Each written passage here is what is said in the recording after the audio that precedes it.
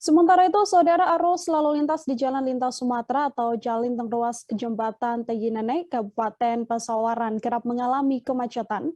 Hal ini diketahui terjadi karena di titik jalan tersebut mengalami kerusakan yang cukup parah. Di titik jembatan sendiri terdapat patahan yang menyebabkan adanya lubang yang cukup dalam. Untuk mengetahui bagaimana informasi selengkapnya terkait kemacetan lantaran jalan rusak di Jalintang ini telah tersambung bersama saya. Ada Hendra Saputra, wartawan Tribun Lampung yang akan memberikan informasinya untuk Anda. Halo Hendra. Halo Nila. Hendra, silakan dengan laporan Anda bisa dijelaskan. Ini sudah berlangsung berapa lama jalan lintas tengah Sumatera ruas Tejinenei Kabupaten Pasawaran ini rusak? Kemudian untuk kondisi kerusakan jalan sendiri di titik tersebut seperti apa informasinya?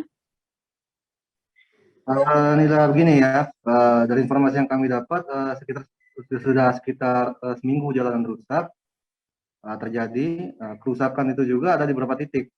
Titik terparah yang kami temui berada di jembatan Tejinenei, tepatnya lajur menuju arah Bandar Lampung ya, dengan kerusakan berupa patahan yang melintang di jalan sedalam kurang lebih 30 cm, sorry. Begitu, Nila. Untuk kemacetan sendiri, Hendra, apakah memang terjadi sepanjang waktu atau mungkin hanya di jam-jam sibuk kendaraan melintas saja?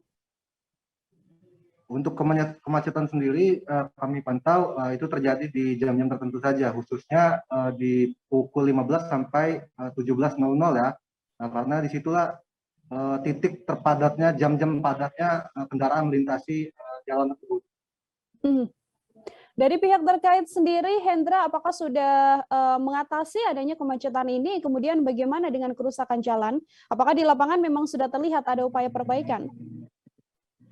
Dalam pantauan kami kemarin Selasa ya, tanggal 31 November, memperlihatkan petugas dari Bina Marga Provinsi Lampung langsung memperbaiki secara darurat jalan yang rusak itu dengan menggunakan timbunan batu dan juga timbunan tanah, dan batuan kerikil. Begitu Nila.